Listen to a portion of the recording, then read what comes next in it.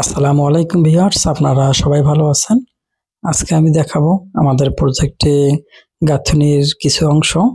আমরা এখানে বালু এবং সিমেন্ট মিক্সিং করব। আমরা 5 ইঞ্চি গাঁথনি করব। এই কারণে আমরা যদি 1 ব্যাগ সিমেন্ট এবং 4 ব্যাগ বালি, অর্থাৎ এই মশলার অনুপাত হবে 1:4। আমরা যদি এখানে 1 কড়াই সিমেন্ট দিই এবং এর সাথে 4 কড়াই বালু দেব। এইভাবে আমরা এই মশলাগুলো সুন্দরভাবে মিক্সিং করতে হবে। আর মনে রাখতে হবে যেন আগে থেকেই বালুটা ভিজে না থাকে। যদি আগে থেকে ভিজে থাকে তখন কিন্তু এই মিক্সিংটা সুন্দরভাবে করা সম্ভব হয় না। এদিকে খেয়াল রাখতে হবে, যদি বালি ঝরঝরা হয় সুন্দরভাবে বালি এবং সিমেন্ট মিক্সিং করা যায়। এবং এইভাবে সুন্দরভাবে পা দিয়ে, কোদাল দিয়ে, বেলসা দিয়ে, যেভাবে হোক না কেন, যেটা সমসত্ব করতে হবে, অর্থাৎ কোথাও যেন সিমেন্টের কোনো জায়গা ফাঁকা না থাকে, অর্থাৎ বালু আর সিমেন্টটা যেন একুরেট ভাবে মিক্সিং করা হয়। মিক্সিং করার পরে সেটাতে পানি দিয়ে ধুতে হবে, পানি দিতে হবে।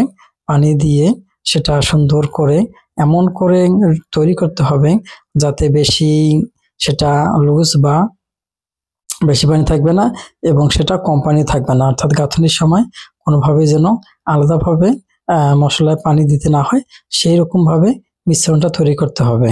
তৈরি করার পরে আমরা যেহেতু এটা হচ্ছে 5 ফিট উপরে, অর্থাৎ 5 ফিট উপরে গাঁথনি, সেহেতু আমরা স্ক্যাফোল্ডিং অর্থাৎ যেটা মাচা আমরা বলি, এই মাচাটা দিয়েছি। এই মাচার উপরে আমরা এই গাঁথনিটা করতেছি। আমি চতুর্দিকে একটু আপনাদের দেখাই।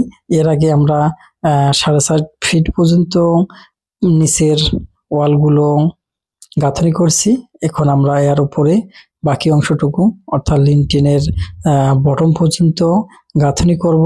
আর এই গাঁথনিগুলো করতে হবে 2 দিকে 2 মিস্ত্রি থাকতে হবে এবং সুতা টানিয়ে দিতে হবে।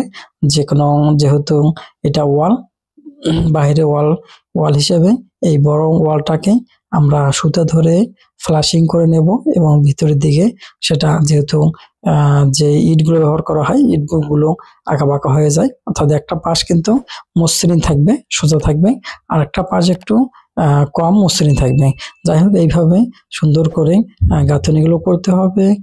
আর যে গ্যাপগুলো, সেই গ্যাপগুলো 10 থেকে 12 গ্যাপ রাখতে হবে এবং এই গ্যাপগুলোতে সুন্দরভাবে মশলাগুলো গতিয়ে গতিয়ে দিতে হবে।